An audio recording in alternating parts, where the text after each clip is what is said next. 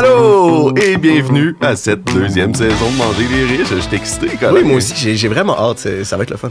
Très excité de vous retrouver, chers auditeurs. Et je t'ai déjà parlé, Colin, mais de retrouver mon complice, Colin Boudria. Comment ça va? Ça va très bien. J'ai hâte d'entendre parler plus de M. Bezos. Penses-tu que tu vas autant... C'est plus une surprise, tout le monde le sait? Oui, tout le monde le sait, on l'a dit au dernier écrit dans le titre de l'épisode, oui. parfait. Puis ils ont cliqué sur l'image aussi, fait qu'ils savent, là. Ils ont vu sa grosse face, parfait. Oui, ils ont vu la grosse face à Jeff. Penses-tu que tu vas être tanné d'entendre parler comme tu t'es tanné d'entendre parler d'Elon Musk? T'étais pas si tanné que ça, J'étais pas si tanné, ça restait intéressant. Je pense pas que je vais être tanné d'en entendre parler. Je pense qu'il y a beaucoup de trucs que j'ai hâte d'apprendre parce que, tu sais, moi, je connais Amazon surtout pour l'entreprise de livraison qu'on utilise tout le temps, mais je sais que le plus gros de leur business model, c'est genre le web services. Je sais que Amazon, c'est beaucoup plus gros que ce qu'on soupçonne, fait que j'ai hâte qu'on creuse un peu dans ces avenues-là. Pour citer un livre dont je vais parler plus tard, c'est une entreprise qui est tentaculaire, je dirais. Mais on va parler de tout ça à travers la saison, mais avant toute chose, j'ai ma petite tradition quand on commence une saison ou un épisode hors série où je demande à mes invités, mais dans ce cas-ci, mon collaborateur, c'est quoi ta dernière dépense de riche? La dernière fois, tu m'as dit un bébé. T'as-tu réussi à topper ça? J'avais dit c'était un bon choix. Non, j'ai pas réussi à topper le bébé. Ceci dit, le bébé me coûte beaucoup moins cher que j'avais initialement budgété. Fait que ça se passe bien pour l'instant, là. On se fait donner plein d'affaires. Fait que pour vrai, Amazon n'a pas fait beaucoup de cash sur notre dos avec le bébé parce qu'on se fait juste donner un paquet de trucs usagés. Bravo. OK, je vais te le dire, c'est quoi ma dernière dépense de riche? Trou à cash incroyable. Je me suis acheté un tourne-disque usagé. J'achète tous mes trucs usagés. Okay? C'est un peu par principe et aussi parce que je suis cheap. Mais j'ai acheté un tourne-disque qui est quand même bon. Mais l'affaire, c'est que c'est vraiment un système de chaîne. Si t'as un bon tourne-disque, il faut que t'aies un bon preamp. Si t'as un bon preamp, il faut que t'aies un bon ampli puis il faut que t'aies des bons speakers. Puis à un moment donné, t'as tellement des bons speakers que ton tourne-disque vaut plus la peine. Puis là, il faut tout que t'upgrades des affaires. Fait que le système m'a coûté beaucoup plus cher que je pensais. Et depuis ce temps-là, je m'achète des vinyles en malade. Fait que c'est ça ma dépense. De riche. Irresponsable, entre gros guillemets. Je comprends complètement. J'avais un tourne-disque, quand même cheap, là, ceci étant dit. Puis je l'ai vendu, parce que j'étais comme, je fais juste acheter des vinyles qui me coûtent 50$ la shot, puis que j'écoute 2 fois, parce que ça me tente pas de me lever pour changer le disque de bord. Fait que, OK, j'endosse complètement ta dépense de riche, mais c'est une belle dépense quand même. C'est culturel. Oui, c'est une belle dépense. Là, je trippe, puis je suis tout le temps sur Reddit dans des espèces de forums, de trucs, de geeks, de vinyle. Fait que ça monte vite. Là. Puis Colin, pour être allé chez eux, c'est le genre de gars là, qui a pas de télé dans son salon. Là. Fait que c'est sûr qu'il s'assit puis il écoute un album. Là. Oui. Bon, donc, on en a parlé plus tôt, vous avez cliqué sur l'épisode, vous avez vu sa grosse face. La saison 2, notre petit cochon rôti, je sais pas si ça va survivre ce terme-là, mais j'aille pas ça. Ça va être Jeff Bezos, mais avant de plonger dans le sujet, j'ai juste envie de vous donner des nouvelles. Écoutez, ça fait longtemps qu'on s'est pas parlé. Vous nous avez écrit sur les réseaux sociaux abondamment. Merci d'ailleurs de nous suivre, hein, c'est très touchant. Puis là, au moment où on enregistre, c'est les Spotify Wrapped, là. Puis plein de gens qui nous taguent parce qu'on est dans leur balado les plus écoutés. Ouais, j'ai vu que tu avais repartagé une story. Je suis très content, très flatté. Surtout que c'est pas un podcast, c'est pas un podcast hebdomadaire. Là, on n'a pas des temps. Même si tout le monde a écouté tous les épisodes sortis, on n'a pas des centaines d'heures de sortie. Exact. Oui, c'est tout le temps ça qui. Je me dis, soit vous écoutez pas beaucoup de podcasts ou vous écoutez trop le nôtre parce que si on se retrouve dans le temps simple, c'est comme il y avait 10 épisodes. Mais t'as-tu écouté 4 fois Elon Musk? C'est pas obligé. Il y a des gens qui m'ont dit qu'ils l'ont réécouté parce que c'était dense. En tout cas, mais merci. C'est très touchant. Mais la grosse nouveauté cette saison-ci, en fait, c'est qu'on fait équipe avec Urbania pour enregistrer et diffuser le podcast. Qu'est-ce que ça change concrètement pour vous, public? Pour nous, on est confortable dans un studio avec Rafi en ce moment. Oui, on a même Rafi qui nous enregistre, qui n'a pas de micro, mais elle est là et elle fait des signes de peace. Donc voilà, nous, on va être beaucoup plus confortable pour enregistrer. Avec un peu de chance, vous allez remarquer qu'il y a un meilleur son aussi. Mais par contre, je vous rassure, ça ne change rien au niveau monétaire. Pour vous, le podcast demeure gratuit. On n'a pas d'épisode derrière un mur payant. Il n'y a pas d'abonnement. Ça reste gratuit. Mais pour nous, c'est beaucoup mieux parce qu'on a un meilleur environnement pour enregistrer. Et ça veut aussi dire que... OK, c'est ça la petite différence. Pour vous allez peut-être avoir des pubs. Il va y avoir des pubs. OK? Parce que peut-être que vous écoutez Manger les riches puis vous dites « Ah, c'est un podcast anticapitaliste, revendicateur, ils veulent abattre. » Non, on veut devenir riche, nous autres aussi. Ça a tout le temps été l'objectif premier. C'est que du ressentiment. La motivation, c'est absolument pas... C'est pas du marxisme, c'est 100% du ressentiment. Non, c'est ça. C'est pas que je trouve ça ce que je trouve injuste, c'est pas qu'il y a du monde qui crève de faim pendant qu'il y a des milliardaires, c'est que moi, je suis pas milliardaire. Puis je me suis dit, le podcast, c'est assurément la façon la plus rapide d'y arriver.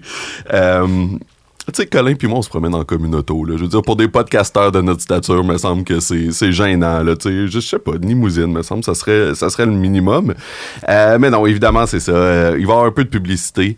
Merci de continuer à nous écouter. Évidemment, les publicités, ça nous aide. C'est quand même beaucoup d'heures préparer ce podcast-là. Fait que si on peut faire un petit peu plus que le salaire minimum, on serait pas triste. Surtout, première saison, t'as fait moins que salaire minimum. Là. Si on comptait tes heures, t'as fait beaucoup moins que salaire minimum. Oui. Puis, Colin, il y a des couches à acheter. Non, c'est des couches jetables. C'est des couches jetables usagées. C'est des couches lavables usagées qu'on a, mais je veux du cash pareil. J'ai des vinyles à acheter. Il y a des couches lavables puis il n'y a pas de TV. Vous voyez le genre de personne que c'est. Voilà. Donc, écoutez, on s'excuse, il y aura des pubs, mais si vous êtes vraiment anticapitaliste, je vous donne la permission de vous boucher les oreilles pendant les pubs, mais restez après. Bon. C'est assez, hein, la poutine. C'est assez de s'excuser. Oui, c'est assez d'excuses. C'est assez de behind the scenes qu'on s'en fout. Vous avez cliqué parce que vous voulez entendre parler de Jeff Bezos. Alors, c'est ce qu'on va faire cette saison-ci. Ça va porter sur le fondateur d'Amazon et aussi de d'autres compagnies. Mais je te mentirai pas, la saison va beaucoup, beaucoup parler d'Amazon parce que contrairement à Elon Musk, qui avait à peu près 12 compagnies, qui est PDG d'à peu près 12 compagnies en même temps, le gros bout de la carrière de Jeff Bezos, ça a été Amazon. Mais surtout que, en fait, c'est parce que Amazon, c'est, contrairement à Elon Musk qui fait plein de petites entreprises, Amazon, c'est juste une gigantesque entreprise qui en chapeaute plein de sous-trucs. Genre, ouais. Exact. On va parler de tout ça, de à quel point ils sont omniprésents, même à des endroits où vous pensez pas qu'ils sont. Même vos data gouvernementaux sont hébergés par Amazon Web Services. Absolument. Tu me scoopes, mais c'est correct. Je le prends. Il était informé. Mais en fait, c'est ça, je vais te demander tantôt là, à quel point tu connais Jeff Bezos, mais tu as l'air d'avoir quand même une bonne connaissance de base. Mais j'ai confiance, tu vas découvrir des trucs. Donc, Jeff Bezos, il a été pendant quelques années, avant les années 2020, l'homme le plus riche de la Terre. Mais depuis, il est tombé en 5e position. Un peu décevant. Loser, paresseux. Mais c'est le premier à avoir atteint la barre des 100 milliards. Fait que ça, personne ne peut y enlever. Bravo. C'est une accumulation de richesses qui n'avait jamais été vue avant. C'était en quelle année qu'il a atteint 100 milliards, tu sais-tu? Et je me souviens pas exactement. Okay. Je pense que c'est 2018, peut-être, là, dans ce coin-là. Puis c'est ça. Donc, sa carrière, c'est surtout Amazon, mais évidemment, je dis pas ça pour rire de lui, genre, t'as juste fait Amazon, dans mesure où c'est pas de quoi que j'admire quand même, là, lancer un empire de plus de 600 milliards en vente, 600 milliards US en vente par année. C'est pas de quoi que j'admire, mais bon, je devine que ça doit pas être une job à temps partiel non plus. Là, je comprends. Je me lève souvent à midi, je vais pas traiter Jeff Bezos de paresseux. Voilà, c'est vraiment l'œuvre de sa vie. Fait que je vais beaucoup me concentrer sur Amazon. Puis il y a beaucoup d'épisodes où, dans le fond, je vais parler quasiment plus d'Amazon que de Jeff Bezos. Mais je veux quand même, puis je pense que je vais le démontrer au fil de la saison, mais c'est un peu la même chose dans mesure. Oui, c'est un peu indissociable. Là, ouais. Exactement. Puis la philosophie d'affaires d'Amazon, c'est 100% la philosophie d'affaires de Jeff Bezos. Tu sais, il y a des entreprises où le PDG va donner des grandes orientations, mais c'est une œuvre commune. Pas chez Amazon. Il y a une vénération, je dirais quasiment, là, dans ce que j'ai perçu dans mes lectures, de la part des vice-présidents envers Jeff Bezos. Est-ce qu'il y a une affaire très typique de la tech aussi, j'ai l'impression, de le CEO est comme, c'est un génie mystique, faut qu'on fasse n'importe quoi qu'il dit, puis ouais. C'est absolument ça. Il est perçu quasiment comme un gourou. Puis c'est pas, c'est le PDG, mais il pourrait être remplacé par quelqu'un d'autre dans 2 ans. C'est pas du tout ça. Donc, Amazon et Jeff Bezos, c'est vraiment la même chose. Donc, je pense pas qu'on peut dissocier les actions d'Amazon de Jeff Bezos et vice-versa. En tout cas, c'était le cas jusqu'en 2021 parce que là, il n'est plus le PDG. Mais ça aussi, on y arrivera. Et voilà, on l'a dit plusieurs fois, mais Amazon est partout, plus qu'on pense. L'ironie d'ailleurs, c'est que j'ai fait la majorité de mes recherches pour la saison en lisant sur un Kindle d'Amazon. D'ailleurs, j'en profite pour citer mes sources principales. J'ai lu les 2 biographies de Jeff Bezos qui ont été écrites par Brad Stone. Les biographies s'intitulant The Everything Story, qui couvre l'histoire de Jeff Bezos. Je suis acheté dans une petite librairie indépendante. Je l'ai piraté. Ah, OK. C'est moins pire que si tu l'avais acheté sur Amazon. Tu aurais pu aller l'acheter dans une petite librairie. Mais okay. J'adorerais que les libraires.ca nous commanditent, mais voilà. J'achète plein d'autres livres, la gang, OK? Donc, j'ai lu ces 2 biographies de Brad Stone, The Everything Story, qui couvre l'histoire de Jeff Bezos, de la fondation d'Amazon jusqu'au tournant des années 2010, et Amazon Unbound, Jeff Bezos and the Invention of a Global Empire, qui couvre la suite donc de 2010 jusqu'à 2021. Qui sont-tu, on s'en parle à chaque fois, mais c'est-tu des bios genre approuvés, supervisés? Non. Ou c'est ça? Non, même que Jeff Bezos, on va y arriver quand je vais parler de l'enfance, mais il était fâché contre Broadstone après la publication de la première. Toujours bon signe. Pour un punch que je vais vous révéler plus tard. Ceci étant dit, je recommande pas nécessairement la lecture de ça à tout le monde, à moins que vous vouliez vraiment en savoir en détail, parce que même si c'est pas des biographies approuvées et tout ça, c'est un peu complaisant. Okay. Oui, il va être critique à certains moments, mais tu sens quand même que Broadstone admire beaucoup Amazon et l'entreprise. Okay. Donc, j'ai appris plein d'affaires, mais je dirais pas que si vous êtes en mode critique, c'est pas nécessairement la meilleure biographie pour vous. Ben, c'est ça. Puis, tu sais, Stone, c'est un journaliste réputé, mais c'est l'éditeur de Bloomberg Business Week. Il est souvent sur Bloomberg Technology. Fait que c'est le genre de gars qui trippe affaires et techno. Fait que, voilà. Et j'ai aussi lu The Everything War, Amazon's Ruthless Quest to Own the World and Remake Corporate Power.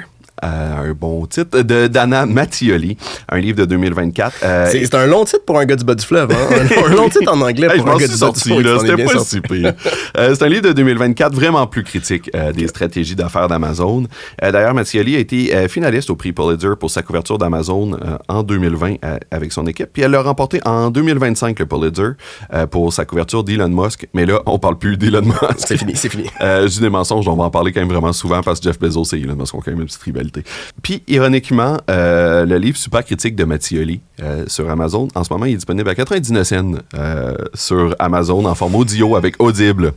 Fait qu'on s'en sort pas. Ah non, je sais. Je sais. Moi, j'ai acheté le manifesto de Unabomber, okay, qui était un terroriste dans les années 90, qui était anti-tech oui. Et qui mettait des bombes. Et le seul endroit où je l'ai trouvé, c'est sur Amazon. Fait qu'on s'en sort jamais, sérieux. Je pense que t'aurais eu le droit de le pirater, là, mais... Je pense qu'il oui, l'auteur aurait préféré que je le pirate, mais... Puis évidemment, comme d'habitude, j'ai complété mes lectures avec une foule d'articles. Là. Donc, je disais... Impossible d'échapper à Amazon.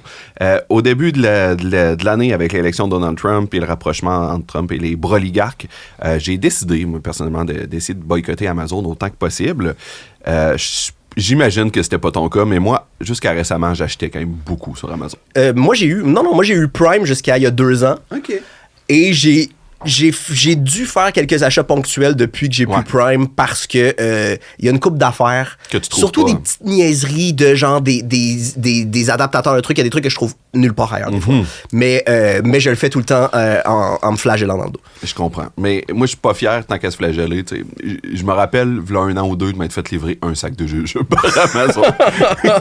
La bouffe, je suis jamais allé jusqu'à la bouffe, en fait. Ouais. Je savais même pas qu'au Canada, c'était faisable. Je sais qu'aux États-Unis, tu peux faire ton épicerie avec Amazon, mais... Jusqu'à récemment, aux 2 semaines, jusqu'à cette année, mettons, aux 2 semaines, je me faisais livrer un sac de peanuts salés. Okay. Parce que ça se trouve vraiment pas full bien en épicerie, puis c'est vraiment bon. Donc là, c'est ça. J'ai essayé de réduire mes achats au maximum, mais bon, comme tu l'as dit, c'est difficile. On est tellement habitué d'acheter. Puis, regarde, tantôt, tu avais mon téléphone dans les mains. C'est vraiment niaiseux, mais moi, sur mon téléphone, j'ai un petit anneau. Okay? C'est comme un truc autocollant, puis là, il y a un anneau qui sort, puis là, tu peux le tenir comme une bague, mettons. Et je suis vraiment maladroit. J'échappe tout le temps mon téléphone, fait que ça, je suis capable de tenir une main sans l'échapper. Puis en plus, ça sert de support. Bref, en tout cas, regarde, c'est niaiseux. C'est un accessoire que personne n'a vraiment besoin. Mais moi, j'adore ça, puis j'ai tout le temps ça sur mon téléphone. Puis là, le mien a brisé. Fait que j'ai voulu en acheter un. D'habitude, j'achetais ça sur Amazon. Mais là, je me suis dit, non, Pierre-Luc, tu n'achèteras pas ça sur Amazon. Tu vas faire un effort pour l'acheter localement. Mais genre, où c'est que tu trouves ça localement? Genre dans un dépanneur de bord d'autoroute, c'est sûr qu'il y en a, mais t'es pas sûr. Oui, mais de le trouver, oui, c'est ça. J'ai essayé, pour vrai, je sais pas combien de boutiques, des boutiques d'accessoires de sel, des grandes surfaces d'électronique, des magasins grandes surfaces. J'ai pas trouvé, finalement, je l'ai trouvé dans un genre de dépanneur japonais sur Sainte-Catherine, mais tu sais, il y avait un modèle avec un char de course en arrière.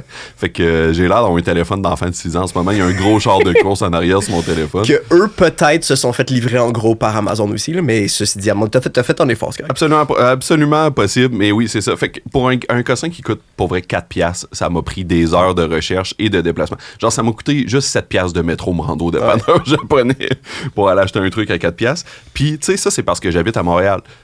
Si j'habitais toujours à Rimouski, je te garantis qu'il aurait fallu que je tienne mon téléphone à 2 mains comme un paysan.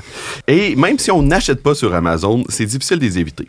Comme je disais, j'ai fait des recherches sur mon Kindle. Cette année, j'ai commencé à streamer des jeux vidéo sur Twitch, qui appartient à Amazon. Ça, je savais pas. Ouais, ça appartient à Amazon. Quand je finis de lire un livre, je compile mes lectures sur Goodreads, ça appartient à Amazon. Ouais.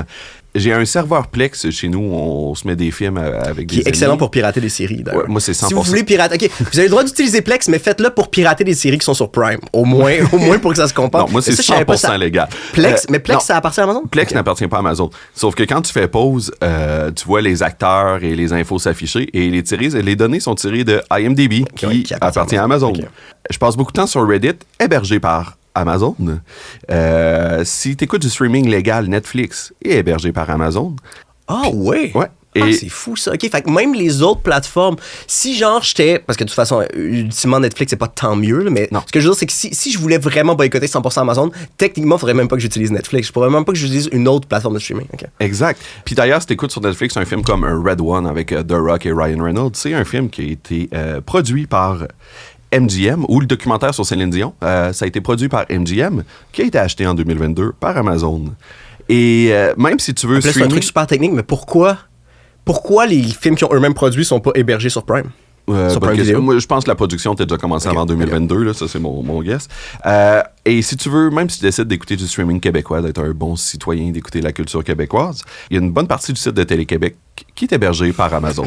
D'ailleurs, si tu veux être vraiment une bonne personne... Mais voyons, non, je peux pas regarder Passe-Partout en streaming, tabarnak. Il y a rien, là, il y a plus rien. Puis même si tu veux être une bonne personne écolo et woke comme Colin, si tu décides de faire un don au Jour de la Terre, ben le site québécois du Jour de la Terre est hébergé par Amazon. OK. Bref, Amazon s'est rendu un gigantesque monstre au point où plusieurs disent que ça sera un monopole. Mais ça va être le sujet du dernier épisode, parce qu'avant de se rendre là, ben, on va parler de comment Amazon a commencé.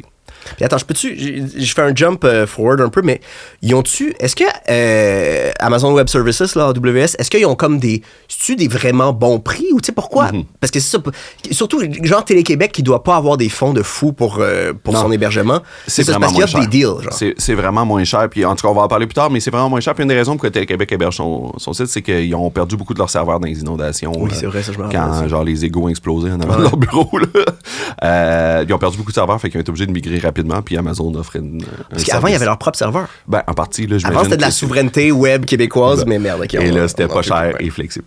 Voilà, mais on va parler de tout ça plus tard, mais avant, on va parler des débuts d'Amazon et de la jeunesse de Jeff Bezos. Donc, la saison 2 part officiellement maintenant. Es-tu prêt? Oui, je suis tout à fait prêt.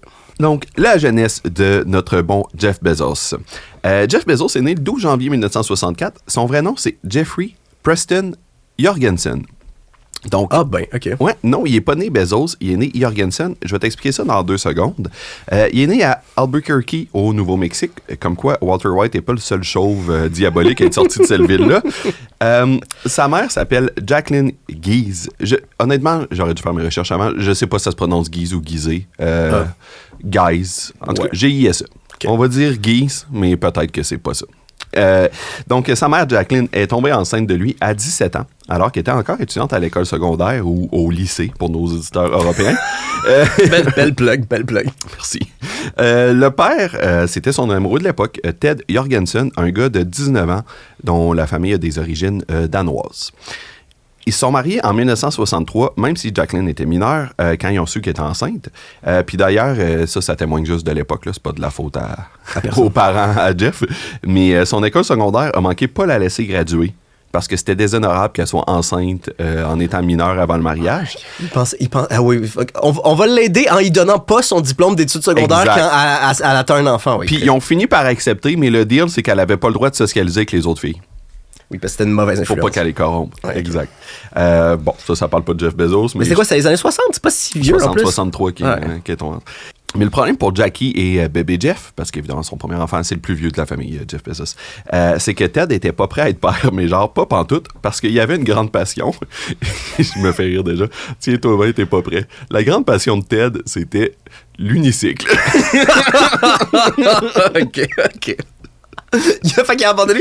C'est comme, il y a une fille qui est vraiment big sur TikTok parce que son père a abandonné la famille pour aller faire du breakdance. T'as-tu vu ça? C'est un peu la même affaire, ça. J'adore. OK.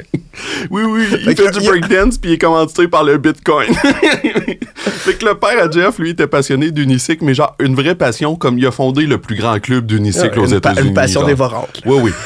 Fait que là, ça serait facile de dire, Jeff Bezos. Est-ce qu'un jour, il est parti en disant, faut que j'aille m'acheter un pneu, puis il est jamais revenu. Pour vrai, ça ressemble à ça. J'y arrive, mais ça ressemble à ça. Fait que là, c'est facile de se dire, ouais, Jeff Bezos, c'est vraiment un self-made man. Dans le fond, il est né de parents adolescents, pas nécessairement riches, dont un père qui rêvait d'être unicycliste, clairement, ça faisait pas fortune. C'est pas tout à fait ça. Ted était définitivement pas riche, mais la famille de Jacqueline l'était. Le grand-père maternel de Jeff, donc le père de Jacqueline, il s'appelle Lawrence Preston Gies. C'était un cadre au programme nucléaire américain ARPA, qui était situé à Albuquerque, c'est pour ça qu'il habitait là. Preston, lui, en tant que tel, il n'était pas un scientifique, mais c'était un administrateur haut placé. Donc, c'est un cadre haut placé à ARPA. Il organisait le travail souvent top secret de l'agence. Donc, c'est un poste qui était quand même clé. Et d'ailleurs, c'est à cette agence-là qu'on doit l'ancêtre d'Internet qui s'appelait ARPANET. Je sais pas si Preston a travaillé sur ce projet-là. Là, ça, l'histoire le dit pas, mais je trouve que c'est quand même une coïncidence un peu intéressante. Donc, voilà. Non seulement Preston, le grand-père, avait un poste qu'on devine très bien payé, mais il y avait aussi de la richesse intergénérationnelle. La famille possédait un immense ranch au Texas, le Lazy G Ranch. C'est un ranch de 25 000 acres. Oh oui, OK. Ouais, 25 000 acres, moi, ça me disait rien. Oui, mais il y a du old money. Il y a du old money, oui. 25 000 acres pour les non-américains comme moi. En fait, tout le monde qui nous écoute, c'est des non-américains. 25 000 acres, là. Ouais, c'est un peu plus de 100 km². Montréal, c'est 365 km². Fait que c'est comme si le tiers de l'île lui appartenait. Un énorme ranch, qui plus est un énorme ranch légué de génération en génération au Texas. Fait que, bon, ça non plus, l'histoire le dit pas, mais j'imagine qu'on peut deviner qu'il y a peut-être quelques squelettes dans le passé de la famille Gies et peut-être quelques squelettes enterrés sur le ranch aussi, malheureusement. Mais on n'a pas plus d'infos que ça. Donc, pour revenir à Ted, c'est un aspirant unicycliste, il n'y avait pas une scène. Le père de Jacqueline a vraiment essayé d'aider son gendre à sa défense. Il a trouvé une job dans la police d'État, il a payé ses études, il a offert de payer ses études universitaires, mais Ted a tout lâché ça parce qu'il avait un rêve, puis son rêve, c'était de faire des tours sur le vélo le moins pratique qui existe. Donc, il était pas présent pour sa famille, il n'y avait pas d'argent. Ça créait beaucoup de tensions avec Jacqueline. Et comment ça, je savais pas ça? C'est vraiment drôle. C'est une folle histoire. Puis c'est peut-être ça qui l'a poussé de dire son passé difficile avec son père qui l'a abandonné, mais pour faire de l'unicycle. Pour faire de l'unicycle. Est-ce que c'est le seul produit qui est pas vendu par Amazon? Non, on vendra jamais ça. Hors de question. Il y a un super gros marché. On s'en calisse. On vendra jamais d'unicycle. Je suis persuadé qu'il y a des unicycles. Mais voilà, puis c'est ça. Puis il y avait beaucoup de tension de couple, puis il s'est mis à boire en plus. Pour oublier ses Ce qui est très dangereux en unicycle. Faites-le. Fait que quand Jeff avait 1 an et demi, Jacqueline a décidé de retourner vivre chez son père et elle a demandé le divorce qui lui a été accordé. Et dans le règlement du divorce, Ted devait payer une pension alimentaire de 40 $ par mois, ce qui pour les années 60 était quand même conséquent. Mais évidemment, l'unicycle lui permettait pas de payer la pension et il a manqué apparemment pratiquement tous les paiements de pension alimentaire. Là, je dis tout le temps Jacqueline, mais dans la vie de tous les jours, les gens l'appelaient Jackie. Donc, Jackie, elle a rencontré quelqu'un. Miguel Angel Bezos Perez, de son nom complet, Miguel ou Mike Bezos. Je trouve ça quand même nice. Il a pris le nom de son père adoptif. Je pensais qu'il avait juste changé son nom pour que ça paraisse mieux en affaires et que ça soit plus simple à dire. Non. Mais OK, c'est très cool. C'est le nom de son père adoptif. Donc, Miguel, ou souvent les gens l'appelaient Mike, tout simplement. Donc, Mike était un Cubain, étudiant à Santiago de Cuba. Cuba, là, je sais pas pourquoi j'ai dit qu'un accent, je parle pas espagnol. Donc, étudiant à Santiago de Cuba, à l'école secondaire, il n'était pas encore étudiant universitaire. Quand Castro a fait tomber le gouvernement de Batista, donc la fameuse révolution communiste à Cuba, il a fermé l'école que fréquentait Miguel, puis il l'a remplacé par un camp de jeunes socialistes. Et il a aussi saisi la cour à bois / scierie que son père et son oncle détenaient. Donc, Miguel, évidemment, est devenu très anti-Castro parce que lui, il faisait partie d'une famille qui avait relativement des moyens et qui se faisait tout prendre par le régime communiste. Et de son propre aveu, il était un peu fouteur de trouble. Il faisait des graffitis anti-Castro avec sa gang de chums et tout ça. C'était pas un camarade. Donc, ses parents se sont arrangés pour lui faire quitter Cuba parce qu'il avait peur qu'il y ait des représailles. Okay. Donc, il est arrivé aux États-Unis à 16 ans grâce à une opération qui s'appelait l'opération Peter Pan, un programme qui était mené conjointement par l'Église catholique et le gouvernement américain pour sauver des adolescents du communisme. Et d'ailleurs, ce programme-là a aussi payé ses études universitaires. Fait qu'il faisait immigrer aux États-Unis. Ouais. Puis, okay. Il est arrivé par avion, bateau, je sais pas. Et puis, il payait les études des jeunes qui quittaient Cuba. Donc, Jackie s'est mise à sortir avec Miguel, puis en 68, elle a appelé Ted pour lui dire qu'elle déménageait à Houston avec Jeff et Miguel et qu'elle avait un deal à lui proposer. qu'il pouvait arrêter de payer la pension alimentaire parce que oui, il la payait déjà pas, mais qu'elle renonçait à la demander. Mais en échange, il devait signer les papiers d'adoption, puis quitter leur vie définitivement. Apparemment que c'était une décision qu'il a trouvée quand même très difficile parce que, somme toute, je pense pas que c'était une mauvaise personne, Ted. Je pense juste qu'il était un enfant qui était pas prêt à avoir des enfants encore, là, tu sais. Je comprends, mais oui. Fait que c'était un gros reality check pour lui, mais en même temps, s'il est pas présent, il est pas présent, il paye pas. Fait qu'il a accepté de le faire. Puis il a tenu sa parole, il a quitté la vie de Jeff et Jackie à ce moment-là. Mais il était déjà pas là, en fait, de ce que je comprends. C'est juste, c'était une formalité, mais il était déjà, il avait déjà quitté leur vie. Oui, il était pas présent. C'était pas un père présent, mais là, il a accepté, puis il a jamais repris contact avec la famille. Donc, à l'âge de 4 ans, Jeff Jorgensen est devenu Jeff Bezos. Et ça, il a juste appris ça, en fait. Toute cette histoire-là, il l'a appris quand il avait 10 ans. Il n'a pas de souvenir de Ted, vraiment. Et puis, lui, de son souvenir, il avait tout le temps été avec Miguel et Jackie. Donc, il l'a appris à 10 ans. Apparemment, la même semaine qu'il a appris qu'il avait besoin de lunettes. Puis, il dit que c'était une semaine très difficile pour un jeune garçon de 10 ans d'apprendre que son père, c'était pas son père, puis qu'il fallait qu'il porte des lunettes. Je me demande c'était dans quel ordre de... il est vraiment triste de devoir porter des lunettes, fait qu'on va y changer les idées, on va y dire qu'il est adopté finalement. Mais il y a beaucoup de signes où je suis comme, tu sais, au fil des épisodes, où je suis comme, Jeff Bezos est un psychopathe, mettons. Mais ça, je peux comprendre pour un enfant, t'es comme, c'est deux drames équivalents. Oui, je comprends. D'ailleurs, fun fact, dans son premier livre, Brad Stone, et c'est de là que la chicane part, là, Brad Stone a retrouvé Ted en 2012, qui était rendu propriétaire d'une boutique de vélos à Glendale, en Arizona. Malheureusement, pour lui, c'était des vélos à 2 roues. Oui, c'est ça, il a upgradé dans le nombre de roues, mais OK. Fait qu'il est allé, il a trouvé la boutique, puis il est allé le rencontrer pour lui parler de Jeff Bezos. Et non seulement Ted savait pas c'était qui Jeff Bezos, il avait jamais entendu parler de Jeff Bezos. Il savait pas que son fils était multimilliardaire. Il avait oublié que le nom de famille de Miguel, c'était Bezos. Fait qu'il a jamais fait le lien. Oui, il avait jamais entendu parler de Jeff Bezos. Il savait pas c'était qui. Il connaissait même pas Amazon.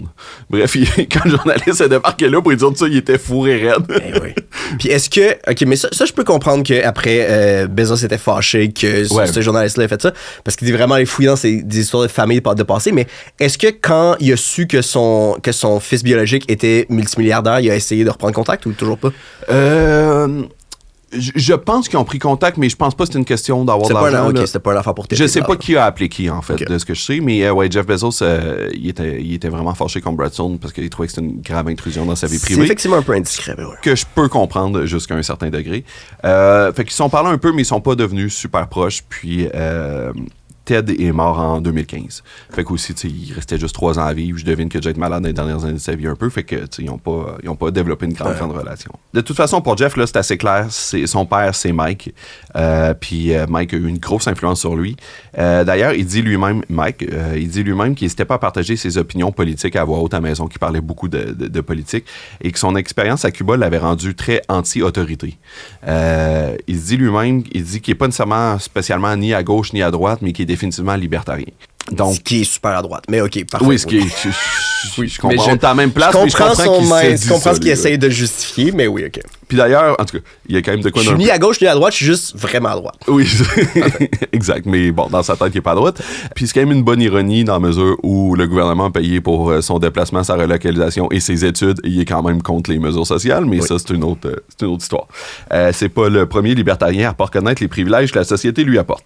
Miguel a étudié en génie informatique, ce qui est un autre leg important aussi au-delà de l'opinion politique. Et il a décroché une job super payante chez Exxon, dans le pétrole, ExxonMobil. Là. Donc, il a voyagé beaucoup pour le travail, mais c'était une job qui était très payante. Et ça, c'est un autre des privilèges de Jeff Bezos aussi. Il a été mis en contact avec l'informatique super jeune. Tu sais, dans les années 70, il y avait accès à un ordinateur à la maison. C'était une époque où pas grand monde savait même c'était quoi un ordi. Oui, c'est sûr. Et lui, il avait accès à un ordi. Moi, je suis né en 86, puis quand j'étais jeune, j'avais un ordi noir et vert, là, vraiment old school DOS. Fait qu'imagine 20 ans plus tôt, c'était quoi? Il y a eu accès à l'informatique vraiment tôt. Puis un autre des grands privilèges de Jeff Bezos, en fait, puis une autre personne qui a été une influence super importante sur sa vie, c'est son grand-père dont j'ai parlé plus tôt, Preston. Je l'ai déjà dit, la famille possédait le Lazy G Ranch. Et Jeff, il a passé tous les étés de sa jeunesse. Il travaillait sur le ranch avec son grand-père, qui a l'air un peu d'être un vieux sage quand même. Tu sais, quand tu lis sur lui, genre, c'est très clair que Jeff admire cet homme énormément. C'est quand même facile aussi de s'attacher à lui avec les témoignages que de temps en temps. Il avait l'air quand même d'un bon grand-papa intelligent, mais qui enseignait des bonnes choses à son petit-fils. Donc, bon, évidemment, c'est un peu romantisé là, parce que la plupart de nos sources, c'est Jeff Bezos lui-même, là, fait qu'il nous dit bien ce qu'il veut. Mais ses souvenirs, c'est que son grand-père lui a appris à se débrouiller par lui-même, à inventer des solutions à ses problèmes. Tu sais, il travaillait sur une ferme qui était super loin de tous les commerces. Fait qu'il dit souvent, mettons qu'on avait un problème, on n'allait pas fabriquer, puis on n'allait pas nécessairement acheter un outil, on fabriquait un outil, on patentait de quoi, on soudait du métal ensemble. On n'avait pas un système de livraison super efficace en 24 heures par à l'époque. drone, ouais. Et puis, voilà. C'est très ironique, ça. Tout ce qui m'a forgé, c'est ce que j'ai détruit. C'est l'absence de commerce. C'est ce que j'ai détruit après en construisant l'entreprise que j'ai construite. Absolument. Puis tu me demandes un peu, on va y arriver, là, mais c'est toute l'histoire de Jeff Bezos. Il a reçu énormément de privilèges quand il était jeune et il en a fait l'œuvre de sa vie de les détruire. C'est malade. Donc oui, c'est ça. Son enfance sur les étés passés sur le ranch, ça a l'air un peu idyllique. Puis d'un environnement super pour un enfant, en fait. Là, un environnement où il peut prendre des risques, apprendre des choses, mais je suis d'accord, super bien encadré, avec une présence pour te guider. Jeff Bezos, c'est chanceux, je pense. Mais en même temps, c'est ça, c'est le genre d'été que je souhaiterais à tous les enfants. T'sais. On dirait que ça devrait juste être la norme. Preston n'a pas juste aidé à être débrouillard et à développer son éthique de travail, il a aussi aidé à développer son éthique tout court. À l'époque, Preston était toujours un ange. Là. Des fois, son petit côté indépendant allait un peu trop loin. Il y a une histoire qui raconte qu'à un moment donné, son chien, Spike, s'est coincé la queue dans la porte de char. Puis il a cassé sa queue. T'sais. Et il n'y avait pas de vétérinaire spécialisé en petits animaux domestiques proches du ranch parce que c'était une région super rurale. Fait que tous les vétérinaires étaient spécialisés en vaches et en chevaux, mais pas en chien, pas en chat. Fait qu'il a décidé de l'amputer lui-même dans le garage. Et sa réaction, il a dit « Je savais pas qu'une queue de chien, ça pouvait saigner autant. » Okay. Ça devait être... C'est surtout qu'une fracture...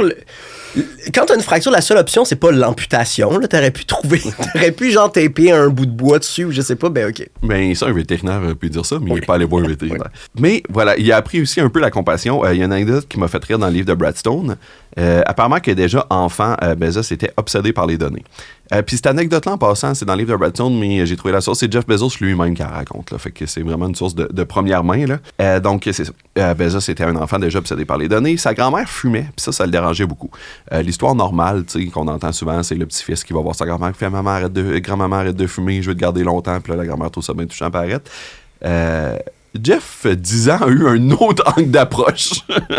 Il était en pick-up, puis il a entendu une pub à la radio qui disait que bon, chaque cigarette fumée t'enlève tant de minutes de ta vie. Fait qu'il a sorti son calepin, puis s'est mis à calculer à peu près combien de cigarettes sa grand-mère fumait par jour, / combien d'années qu'elle fumait, puis ça. Fait qu'il a fait son calcul, puis après un petit bout, il a levé la tête, puis il a dit à sa grand-mère « Hey, j'ai compté, puis t'as gaspillé 9 ans de ta vie. » Fait que là, sa grand-mère s'est juste mis à pleurer dans le char. Et Preston a arrêté, il a pesé sur le break, il a arrêté le char, il a débarqué, il a fixé Jeff en silence, puis il a fini par y dire après un petit moment à le fixer de façon intimidante. Un jour, Jeff, tu vas comprendre que c'est plus difficile d'être gentil que d'être intelligent. Ce qui est quand même une Christie bonne leçon de vie. Oui. Bravo, Preston. Mais c'est une leçon que Jeff n'a pas complètement assimilée. Il adore la raconter comme s'il avait compris ça, mais la suite des choses nous prouve qu'il n'a pas vraiment compris. C'est le genre d'affaire de... Tu dis c'est une information de première main, mais ça fit vraiment dans sa mythification. Ça serait une super bonne scène dans le film de sa vie, mais je suis pas sûr que ça soit arrivé pour vrai. Bien sûr. Faut tout le temps faire attention à ces mythes-là, mettons. Mais dans ce cas-là, j'ai tendance à y croire parce qu'on dirait qu'il n'a pas compris la leçon du mythe qu'il essaie de présenter. Fait on dirait que c'est dans ce cas-là où comme le masque tombe un peu et c'est peut-être vrai, tu sais. Un autre trait qui apparaît très jeune chez Jeff Bezos, c'est qu'un rire tonitruant et étrange. C'est une drôle d'information, mais c'est mentionné sans arrêt dans les biographies sur Jeff Bezos que son rire est tonitruant et étrange. Il y a de ses employés qui ont décrit... Tu fais de l'impro cégep? Parce que c'est souvent ça. Ça, c'est le vibe, oui. Ses employés décrivent son rire comme, et je cite, la traduction est de moi, mais c'est une citation directe, un son qui vous perce le cœur et qui fait trembler sa cible sur ses talons, qu'il utilise comme une arme. Un ancien corps de même dit « Son rire est désarmant et punishing. Il vous punit avec son rire. » OK, c'est vraiment un rire mesquin et blessant et pas... c'est pas une affaire conviviale, de ce que je comprends. Je vais te le faire écouter. Okay. I'm a dancer. I don't know what you want to do. I'm not sure my boss is going to like that. Last week. But you do need to follow your passions. Right. I would love for it to be after I'm dead. I see what you did. No, that's coming up too, but that was actually not supposed to be a bad pun. And then disclosure. I'm asleep at midnight. That's important, isn't it? That's really good. A guy like you actually gets to sleep. That's good. Sleep. How to make it make financial sense. But that's very expensive. But I'll tell you, the broad avenues are way more fun. Secret. Secret. Okay. A person who would be entrusted with a lot.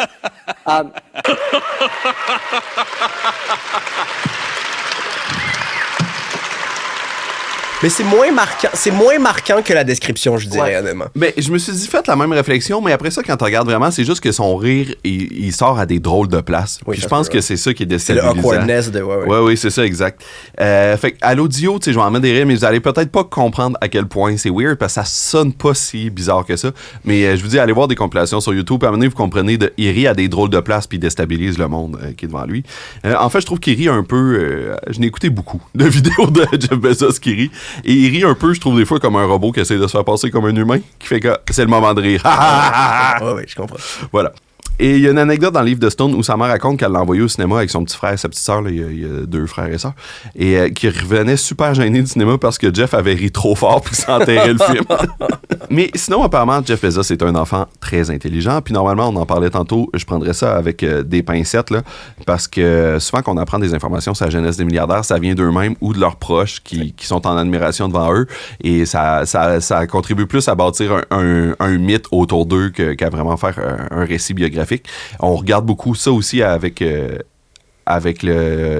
hindsight où on cherche les indices qui nous ont appris que cette prouvait qu'il ferait ça plus tard. Allait devenir un milliardaire, un grand succès. Mais puis d'ailleurs, Jeff Bezos adore faire ça lui-même. Là. Il raconte souvent une histoire comme quoi, quand il avait 3 ans, il était tanné de dormir dans une couchette pour bébé, puis que sa mère avait peur qu'il tombe, fait qu'elle refusait d'y enlever. Puis je me suis programmé moi-même un lit pour adultes. Il a trouvé un tournevis selon son histoire, puis il a démonté la couchette lui-même pour avoir juste un lit en enlevant les murs. Tu sais. Mais en même temps, il se rappelle pas de son père quand il avait 4 ans. Il se rappelle d'avoir démonté un lit avec un tournevis. Bon point, ça, oui. J'étais un peu comme... mais par contre... Ce qui est assez incroyable avec Jeff Bezos, c'est qu'on a une source tierce qui décrit Jeff comme enfant en temps réel. Parce que dans les années 70, il y a une cadre en publicité du nom de Julia Ray qui a décidé d'aller étudier une école Montessori pour jeunes doués à Houston, au Texas. Et donc, les écoles Montessori, je pense que tu connais ça, là, mais j'explique pour nos auditeurs qui connaissent peut-être pas. C'était nouveau à cette époque-là, puis en gros, je résume, là, mais c'est comme des écoles alternatives où les jeunes apprennent beaucoup par eux-mêmes, par projet. Donc, les jeunes sont amenés à se créer des projets, puis les enseignants les guident et leur enseignent à travers ces projets. Donc, c'est un peu des écoles alternatives où on respecte le rythme de l'enfant et tout ça. Mais c'est beaucoup des écoles qui vont cibler les enfants, justement, qui sont déjà doués. T'sais. Donc, elle a écrit un livre, Turning on Bright Minds, A Parent Looks at Gifted Education, sur l'école qu'elle avait visitée, l'école Montessori au Texas. Le livre, à l'époque, n'a vraiment pas connu un grand succès. Là, elle l'a même auto-édité. Puis je pense qu'elle en a imprimé 1000 copies, puis elle les a pas toutes vendues. Mais il a été redécouvert parce que Brad Stone a révélé qu'un des petits garçons auquel elle s'était attardée dans le livre, sous le pseudonyme de Tim, c'était en fait Jeff Bezos. Donc là, c'est intéressant parce que c'est vraiment écrit en temps réel. Oui, d'un point de vue biographique, c'est super intéressant. Il est un enfant et il n'est pas devenu un milliardaire encore. Là. Il est un enfant de 10 ans. Là. Donc oui, c'est ça. Tim était Jeff Bezos. Là, je comprends que c'est pas un gros punch parce que c'est un podcast sur Jeff Bezos. Tu imagines, j'étais comme... Et cet enfant-là, c'était Hulk Hogan. Oui, non, oui, on s'en doutait. Puis on sait-tu comment le biographe, le journaliste, s'en est rendu compte? Je sais pas, c'est exactement. Je sais qu'il l'a trouvé dans une bibliothèque publique à Houston. Mais c'est ça. Fait que c'est le fun, ça nous permet de le découvrir comment il était d'une façon qui est relativement neutre. Je te fais le portrait résumé rapidement. Là. Il démontrait pas des grandes qualités de leader comme enfant. Il tripait sur The Hobbit. Il était ingénieux, mais aussi hyper compétitif. Il racontait dans le livre qu'il était fâché parce qu'une de ses camarades de classe qu'elle disait qu'elle lisait 12 livres par semaine, puis il voulait la battre. Mais tu sais, c'est clair que elle lisait pas 12 livres par semaine. Mais lui était comme non, faut que je la batte. Il était aussi déjà obsédé par les données et pas vraiment doté de tact. Comme projet de maths, il a décidé d'élaborer un sondage qu'il a distribué à ses camarades de classe pour classer tous les profs de l'école du meilleur au pire. Il était aussi hyper focusé sur ses projets, au point tel où ses profs racontaient que des fois, il fallait qu'il lève sa chaise puis qu'il le déplace à une autre table pour le faire changer de projet quand il était concentré sur quelque chose. Brad Stone a retrouvé Julia et il a posé des questions. Elle lui a dit qu'elle a suivi la carrière de Jeff Bezos et que ça l'a pas surprise outre mesure. C'est évidemment l'ampleur de son succès. Là, il n'a pas le choix de surprendre tout le monde, mais elle se doutait qu'il y aurait beaucoup de succès. Elle a dit qu'il était clairement intelligent, mais surtout, et ça je trouve ça intéressant, que ce talent était nourri par un environnement et une communauté qui le soutenait. Ce qui fait toujours une différence, oui. Tout à fait. Ça, tu tombes pas de nulle part, là. Ouais. Exact. Ça, c'est un autre point que je trouve qui est important. Avec les écarts de richesse qui se creusent, des écoles publiques, parce que c'est une école publique, son école Montessori, avec des programmes novateurs comme ça se peut pas. Ça se peut pas ici au Québec, fait que ça se peut encore moins aux États-Unis. Tu sais, quand je te parlais d'ordinateur plus tôt, son école ont eu un ordinateur, ce qui était complètement fucked up dans les années 70 qu'une école investisse dans un ordinateur. Puis lui, ses amis ont découvert un jeu de Star Trek sur l'ordi puis sont devenus obsédés par ça. Mais tu sais, c'était quelle chance. Je veux dire, les ordis, ça a commencé à se répandre dans les écoles dans les années 90. Ah oui. Il était 20 ans d'avance. Il y avait une communauté qui le soutenait, de professeurs, de parents. Il a été immensément chanceux. Puis de citoyens qui étaient prêts à investir dans une école comme ça aussi. Oui. Puis en plus, c'est ça, en plus de la structure sociale bénéfique, il y avait en plus de la richesse accumulée familiale. Fait que oui, il y avait tout de son bord. Ouais. Puis c'est ça, tu sais, je pose la question, mais il y a combien de petits Jeff Bezos en ce moment qui se développeront jamais, qui vont jamais développer ce potentiel-là parce que les opportunités dont il a bénéficié dans les années 70, ben, ils n'existent plus aujourd'hui. Je dis pas qu'on a besoin de plus d'Amazon dans le monde. Dans le fond, c'est peut-être un bénéfice caché. Mais en tout cas, on a besoin de plus de gens intelligents avec des solutions aux défis auxquels on fait face. Mais là, on a assez parlé de la jeunesse de la famille de Jeff Bezos. Vous êtes là pour entendre parler d'Amazon. Oui, moi, je veux savoir quand est-ce qu'il arrive dans le garage. Quand est-ce qu'il fonde Amazon dans le garage. Tout seul dans mon garage avec juste 300 000 $ donnés par ma mère. Un vrai self-made man, ouais. Exactement. Mais ça, j'ai une mauvaise nouvelle pour toi. C'est pas de suite? On va en parler au prochain épisode. Okay. Donc, merci d'avoir été là pour ce premier épisode de la saison 2. Plaisir. J'ai adoré l'unicycle. Oui. Ça valait la peine. Un bon punch, la saison vaut déjà la peine pour le segment d'unicycle. Fait que c'est le début. On a encore beaucoup d'épisodes pour vous. Merci d'avoir été là et on se retrouve au prochain épisode sur les débuts d'Amazon. À bientôt.